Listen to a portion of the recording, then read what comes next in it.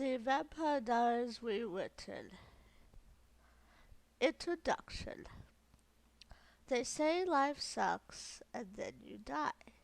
It's true, but what exactly is life? There are many definitions of it, but here is mine. The meaning of life is to live. Mostly, it's going one day at a time, just trying to make it. There's a girl who, like her bloodline before her, had to learn how to survive on her own.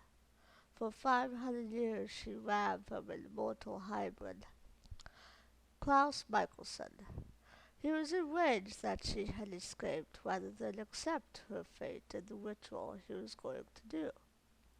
And all the years that she ran, she and his elder brother, Elijah Michelson, were in love. Then, in the present, she and Klaus began to also fall in love. This is the story of a girl who did all she could to survive, while being in love no matter the cost.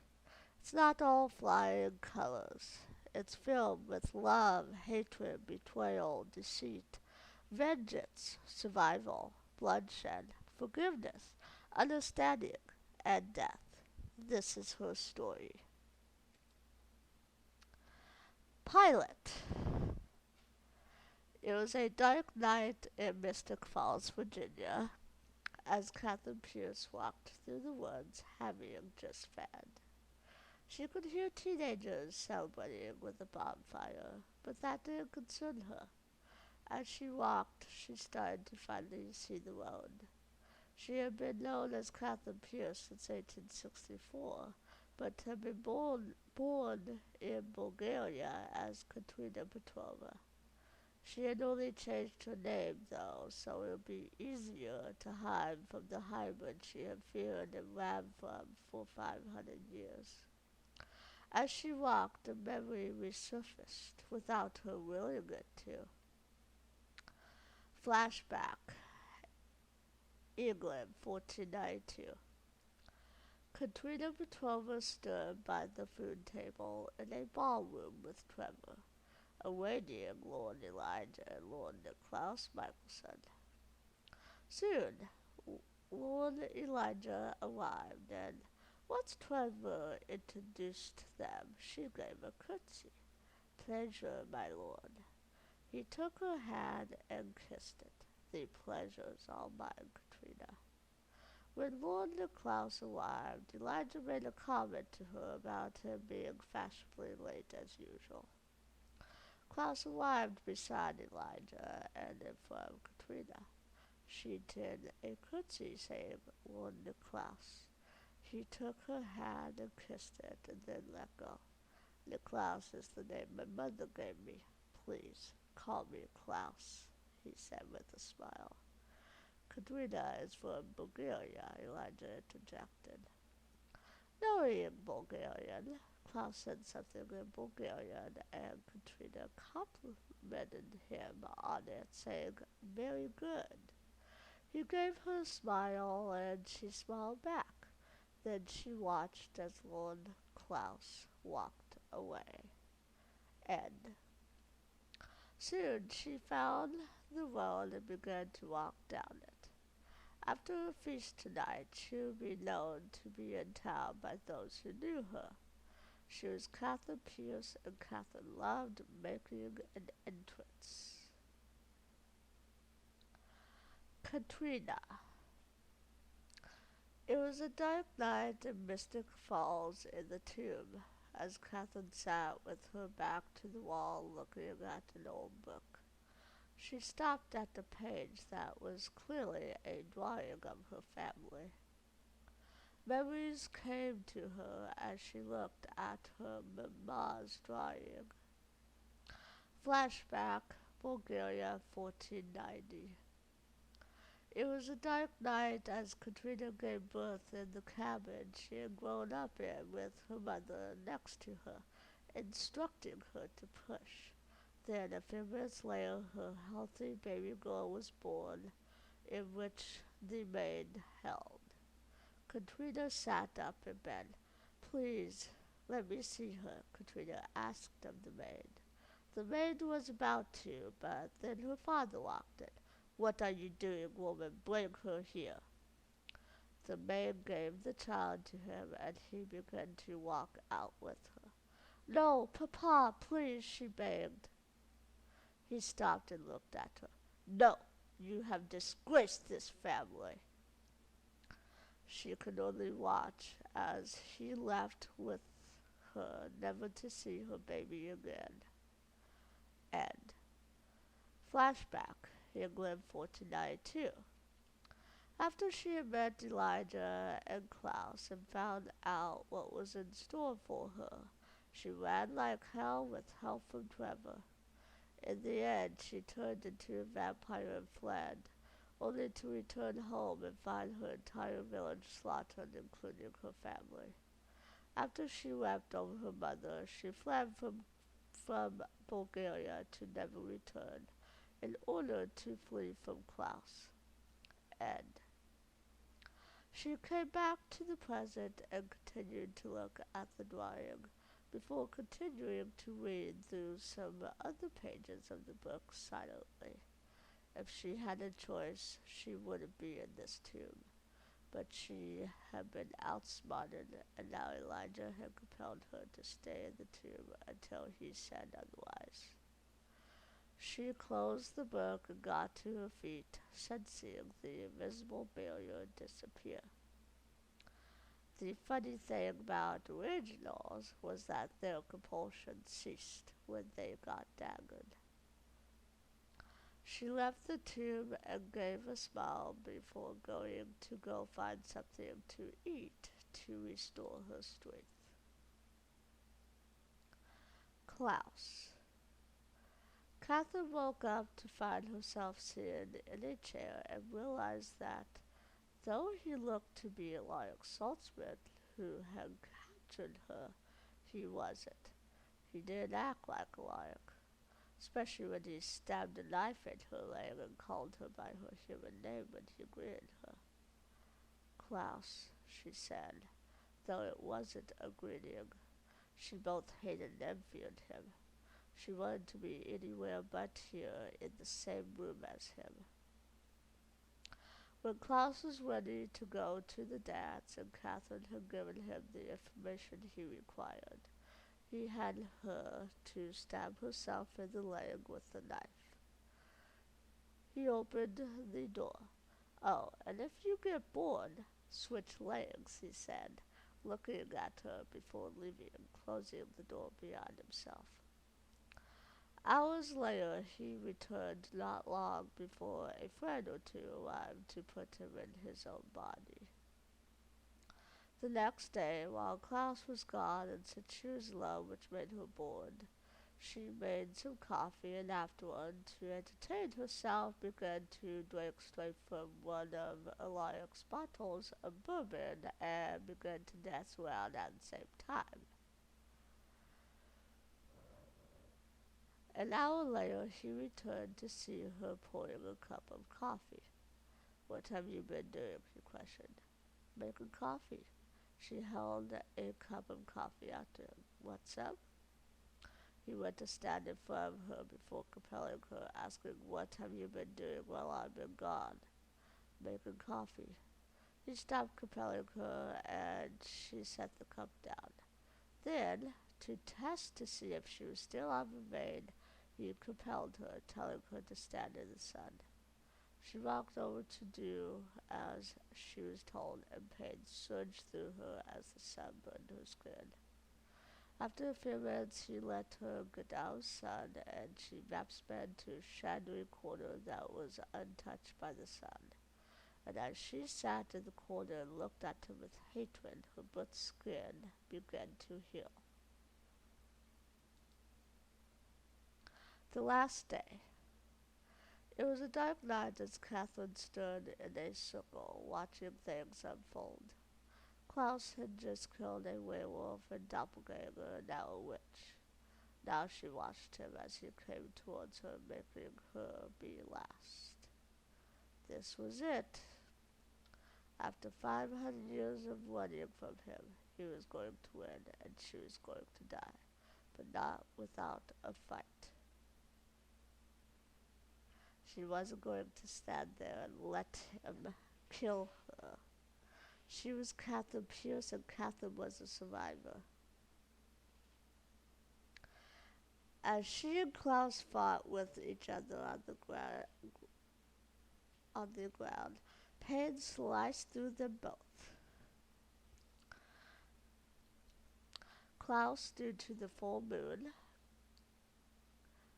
Catherine didn't know the source of her own pain, though. What felt like half an hour later, Klaus was suddenly off her and everything went gray. Then, as everything went black, she vaguely heard Elijah yell her human name from a distance. Elijah raced towards Katrina as everything went black for her, not worried about dealing with Klaus for the moment. She knelt beside her, glad she was still alive, and rested a gentle hand on the side of her face. Feeling her quite warm, she really knew what had happened. "Oh, Katrina," was all he could think to say. He gently picked her up in his arms as he got to his feet before vanishing to go take her home to his place. As I lay dying. It was a dark night as Catherine Pierce lay in bed, sweaty, weak, pale, and barely awake in Elijah's room in his bed at the Mexon place. While she was in bed dying, she vaguely could hear Elijah and Klaus, though she couldn't hear what they were saying. Knowing Elijah, though, she was trying to convince Klaus to cure her, despite what the now hybrid felt about her. All she could really hear were their voices and the tone that let her know that they were arguing over her well-being. When they entered the room after Elijah had finally convinced him to cure her, she was out cold and didn't have much time left. In the end, Klaus cured her, and she lived to see another day. The end of the affair. It was a beautiful day as Klaus stood over a closed coffin and then opened it to reveal Rebecca, his only sister, the last born of Esther and Michael, with a dagger in her chest, desecrated but not dead. Because of being original, staggering them didn't kill them.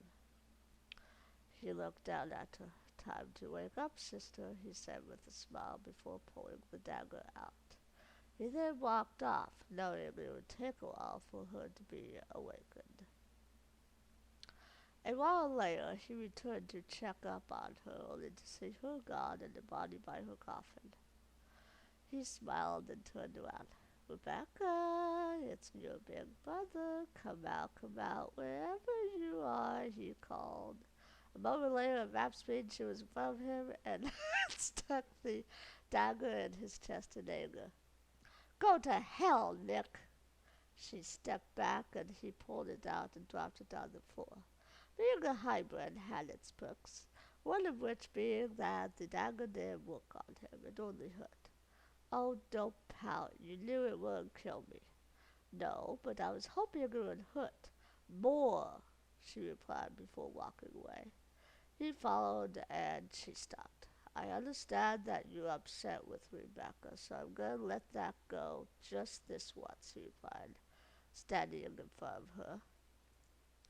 Flashback, 1920s.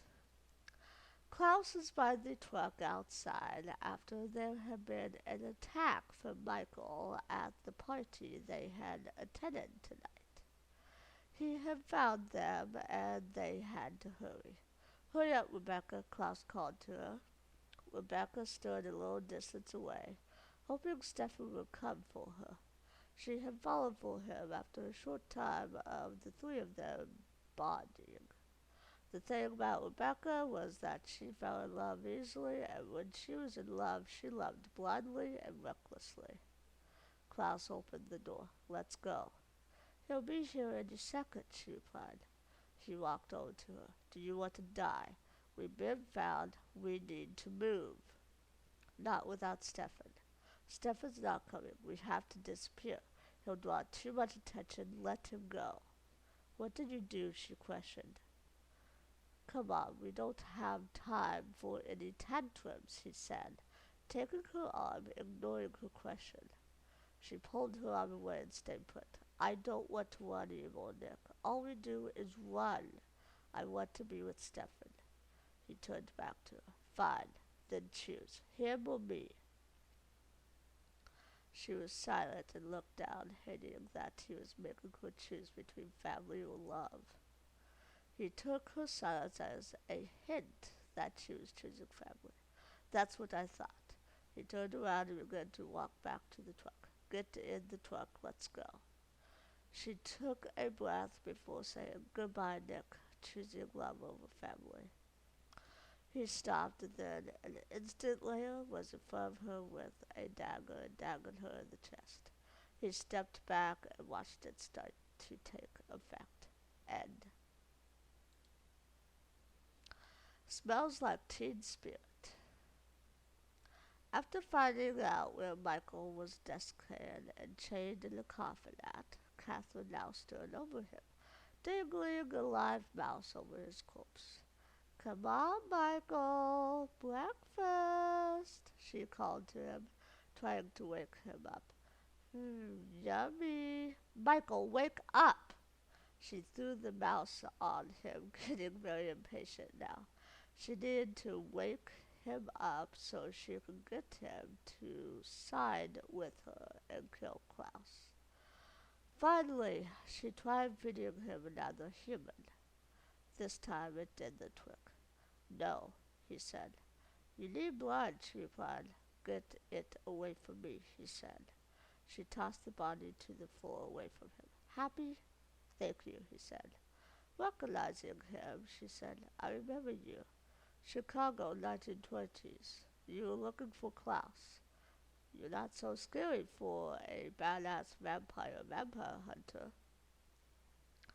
"Why is it that you woke me?" he questioned her.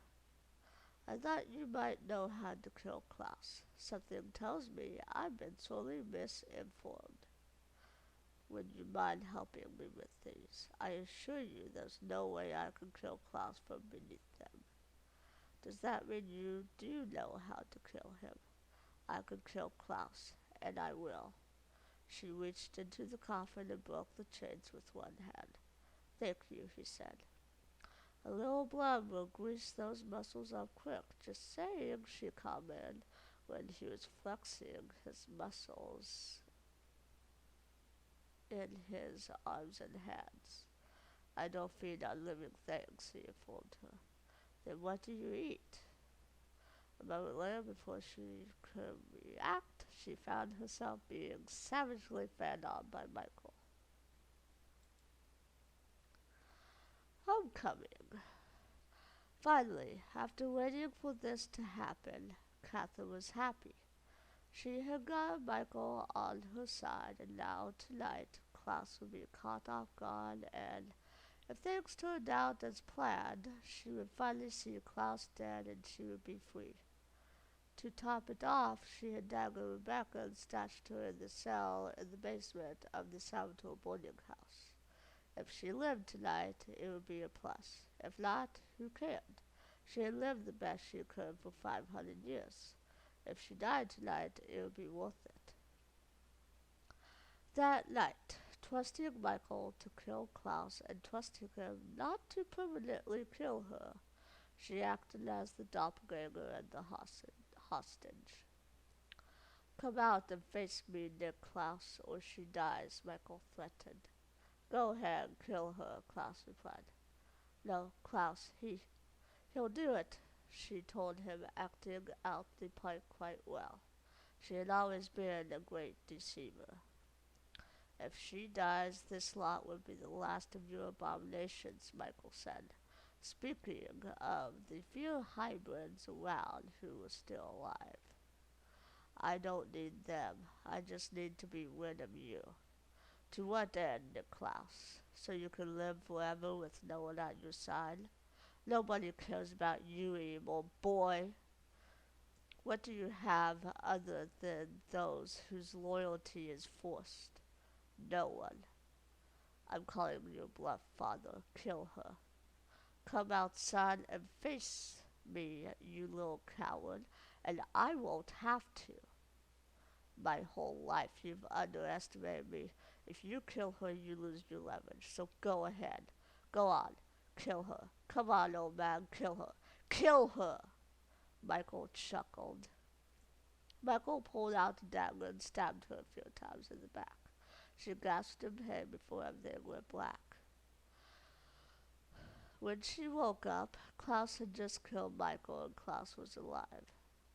Knowing Klaus wouldn't be distracted for long, she did what she was always good at. She left and got in her SUV and drove out of town as fast as possible, running. She wasn't going to stay behind to find out what his punishment would be for her trying to get him killed. Bringing out the dead. It was a dark night at the Michelson place as Elijah and Klaus stood in the dining room, a human standing next to Elijah, holding a silver tray with a cloth over it. Elijah, I thought you left. Well, where are your manners, brother? You forgot dessert. Elijah pulled the cloth off, revealing 2 daggers, tossing the cloth to the floor. What have you done? Klaus questioned. What you've done? See, I've learned not to trust in your vulgar promises, Klaus. We're doing this on my terms now. Revelio Cole entered the room.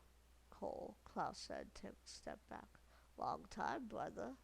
Next came Finn, who grabbed one of the daggers. Finn, don't.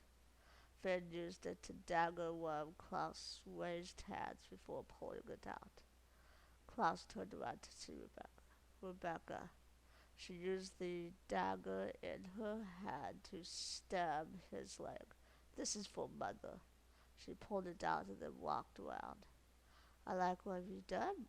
I like what you've done with the place, Nick. She stopped to grab a vase and threw it at the wall. I wanted it to be for all of us. A place we could call home. A place where we could all be a family. None of us will ever have to be alone again. Well, you're right. None of us will be, Elijah replied. You're staying behind, Finn informed him. We're leaving you, Nick. You'll be alone always and forever, Rebecca informed him. If you won, I will hunt all of you down, Klaus replied. And then you will become everything you hate, Elijah replied. Our father. I'm the hybrid. I can't be killed. I have nothing to fear from any of you, Klaus yelled at them. You will when we have that coffin, Elijah replied. The door opened and everyone looked to see her. Mother, Rebecca said in shock. Esther looked at her older children and Rebecca before walking up to the one child of hers she had always favored him because of what he was. Klaus looked down as she approached him. Look at me, she ordered, when she stood in front of him. He did as he was told. Do you know why I'm here? To kill me, he replied. Nick Klaus, you are my son, and I am here to forgive you. She looked at the rest of her children. I want us to be a family again. The Departed. After watching Klaus be killed by the weapon Esther had created before being killed, Rebecca drove the car off the bridge by standing in the middle of the road, knowing the only way to kill the weapon alive was for the doppelganger to die. A few minutes later, Rebecca met up with Elijah, the eldest of them all, in the woods, teary-eyed. He's gone, she sobbed. All Elijah could do was to put an arm around her in comfort and let her lay her head on his shoulder. Even though Klaus had done many things to make them all both hate and love him, they would never wish him dead. So Elijah was also grieving for the loss of his little brother. No matter what, he would always stay at his side through the worst of everything, no matter what Klaus did. That was one of the main things that made Elijah be known as the loyal and moral brother. Growing pains. After being shot in the back with an arrow, Rebecca woke up about an hour later with remain ropes tied around her wrists. She was in the truck with Caroline sitting across from her in the same position. Suddenly, the truck got into a crash, it sounded like, and the door opened. "Tyler?" Caroline said. He undid the ropes and helped her to her feet and out. "Wait, what about me?" Rebecca questioned. "You can keep them company, little sister." "Nick?" There was no time to say more because they were suddenly gone, leaving her there. Once safely in the woods, Tyler and Caroline began to make out until he said something she knew Tyler would never say. She stopped as well, did he? "Did you just call me love?" "I don't know, love. Did I?" he inquired. "Klaus?" she questioned. Then a second later, "Ew! Now I have to go and sanitize my mouth." "Your mouth was all over me. I was an innocent victim," he replied. "Put Tyler back." "Gladly. Then I'll take you up on your offer of hot hybrid sex," he replied before walking away. My brother's keeper. It was a beautiful day as Caroline Forbes and Klaus sat on a cement bench, Caroline ranting about one of her fear friends she had. Then she went on to the next topic, the cure for vampirism. "Just hurry up and find the cure." "I'm working on it," he promised her. "Would you ever take it?" she suddenly asked him. "Now why would I want to cure myself of being the most powerful creature on the planet?" he questioned her, looking at her. "So there's not one single moment in your whole life that you want to be human?" He set a couple of wine glasses between them and poured some champagne. She drank some of the wine in her glass and then set it down again. He was silent before asking, "How about you?" He then added, "Life used to be a lot easier. Don't you miss the days of—" He stood up and took out a paper. "Being chairman of the Mystic Falls Beautification Committee and the director of the policeman's yearly raffle." "Is that my Miss Mystic application?" she questioned, before standing up and trying to snatch it out of his hands. "Where did you get that?" she yelled, but assumed he had compelled someone to give it to him. Klaus laughed and continued reading. "When I am chosen, I intend to redefine excellence." Caroline ran her hands through her hair in frustration. "Now, I'm really enjoying your use of when here.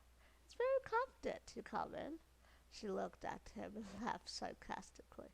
"And above all, I promise to aspire, inspire, and perspire."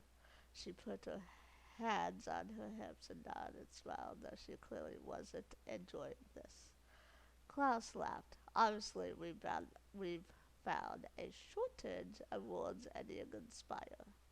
She tried to grab it out of his hands again. "Yeah, it's very funny. It's hilarious, just—" Klaus held the paper out behind him and away from her. He looked at her with a try-and-take-it-from-me expression. She stopped trying and smiled before starting to laugh. Klaus laughed with her, and they sat back down and continued to drink their champagne. Into the wild. It was a dark night as Klaus stood in the living room at the Gilbert house as Caroline rattled about all the loved ones he had killed that she had known. Because of Bonnie's spell, he was stuck there. To top it off, he had just watched Cole be killed an hour ago.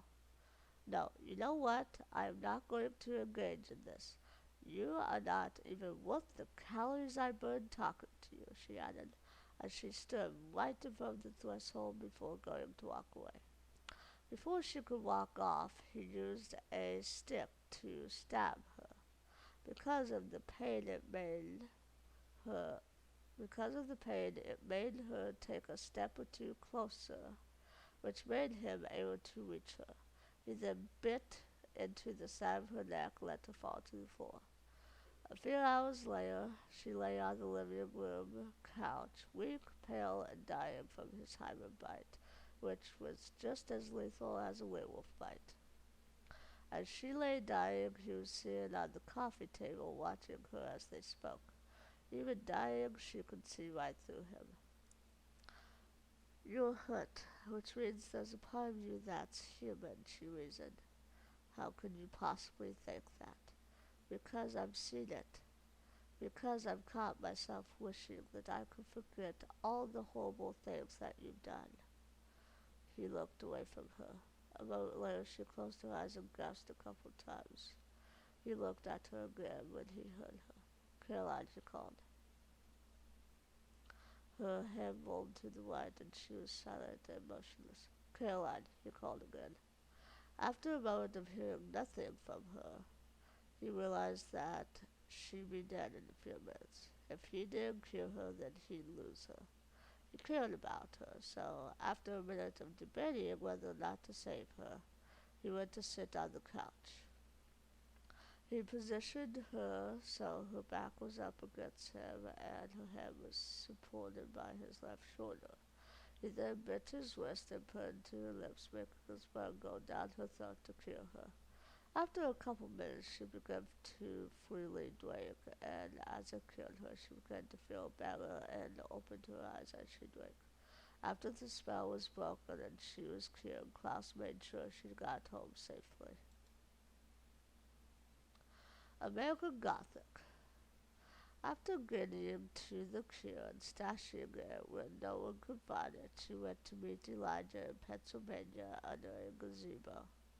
She was going to make a deal with him. The deal was that she would give the cure to Elijah, who would then give it to Klaus and ask him to free her from having to run from Klaus for the rest of her existence.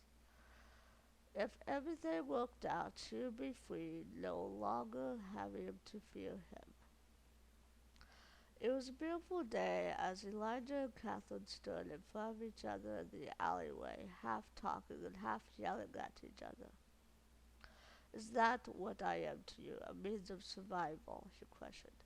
No, of course you're not a means of survival. You looked out for me when I had no one. You've given me a second chance now when no one else will. She rested a gentle hand on the side of his face and looked up at him. I love you. He turned his face away and she dropped her head. You don't believe me. I want to.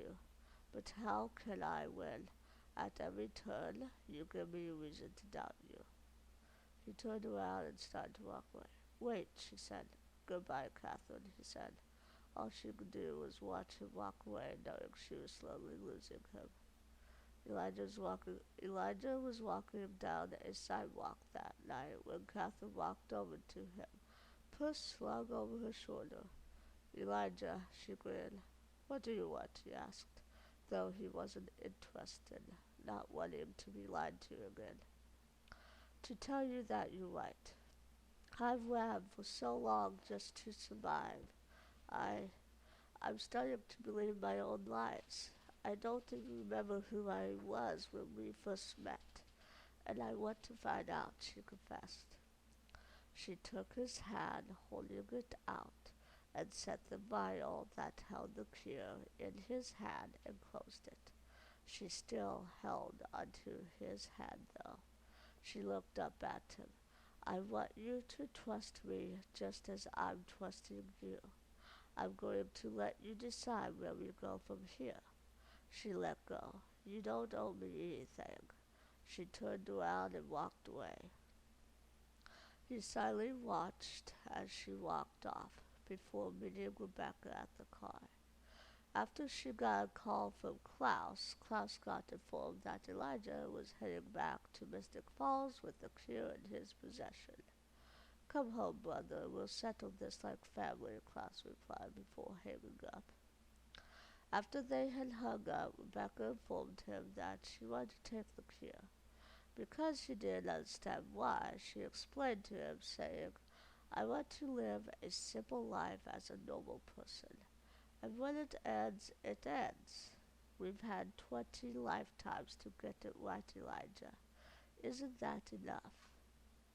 I still don't understand. I mean, why must you always consider our family a burden? Always and forever. I mean, those words are as important to me today as they ever were. You'll always be my brother, and I will never stop loving you, she assured him. But now it's time for me to live and die the way that I choose. Not the way you and Nick want me to. Please, please just give me the cure. After they arrived in Mystic Falls and Klaus found out that she wanted to be human again, which made him unhappy at her, Elijah and Rebecca made a deal.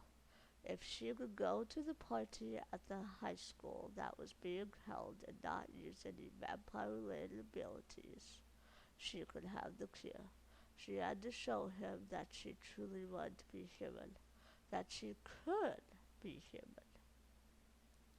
After something happened that she needed to heal the mayor's daughter, though, she failed. The originals. It was a dark night at the Michelson place in Mystic Falls as Catherine and Elijah stood in front of each other. Catherine looking up at him. Be smart, Elijah. Klaus is stark-raving mad, not to mention completely irredeemable. Leave him to set off on his own adventure, and let's you and I go on ours.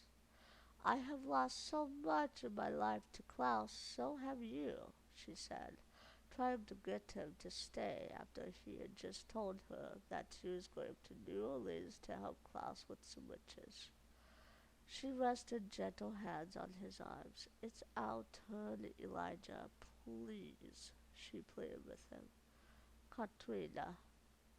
He placed a hand on her cheek, then drew his face to hers before kissing her lightly on the forehead. Goodbye. A moment later he vanished, and she was left to stand there alone in misery. Once again he had chosen Klaus over her, family over love. She never could understand his faith in class redemption. Graduation.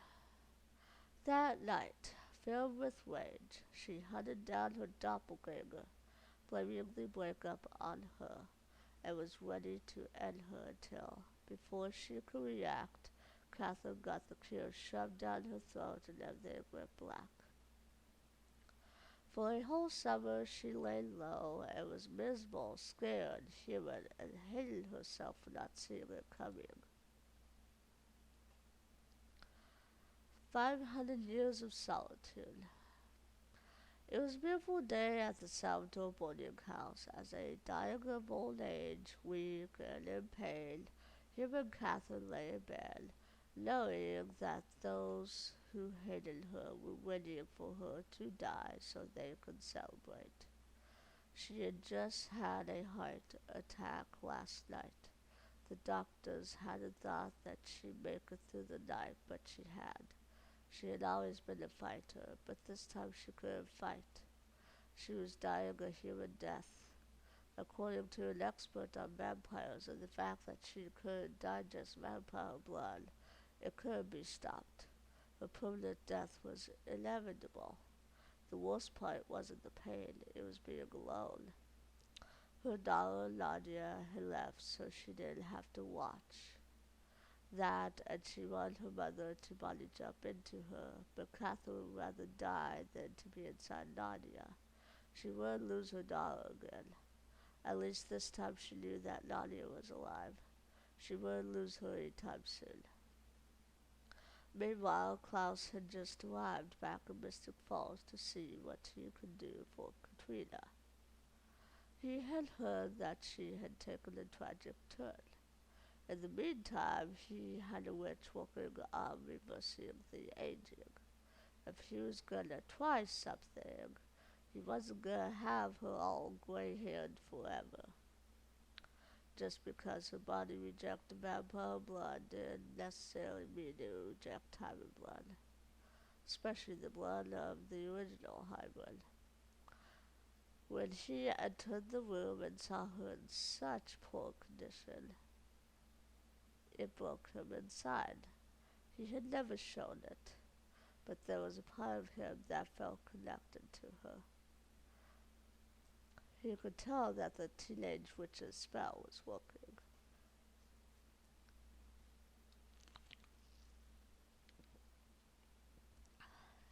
She did respond when he sat down, though, which made him worry that he might be too late. A quick moment of listening with hybrid hearing, though, let him know that she was still alive. He could hear her shallow breathing. Katrina, he called to her, hoping she could hear him and would respond to him. Klaus, she whispered through the pain and shallow breathing feeling, like she could barely breathe. Open your eyes, love. I need you to look at me. It took her a few minutes, but she finally opened her eyes and looked at him as he rested a gentle hand on the left side of her face. I came as soon as I heard. I have a witch reversing the aging as we speak. I know you can't digest vampire blood, but since I'm a hybrid, maybe it will work.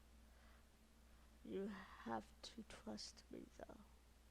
Do you trust me, Katrina? She couldn't believe the news, but knew this was her only chance at surviving. I can try, she whispered. Close your eyes, he instructed. She gladly did as she was told. He gently sat her against him and bit his wrist as her breathing slowed. He then put two lips, making his blood go down her throat. A few minutes later, he took it away, and it instantly healed. He then gently laid her back down and looked down at her in silence. A few hours later, she woke up with a gasp and sat up in bed, a familiar sensation in her throat. He smiled, having done his good deed for the night, and happy that he had succeeded in saving her by turning her into his own species with his and his child's special blood. Now he wouldn't have to worry about her dying. She was a hybrid now, like him. The end.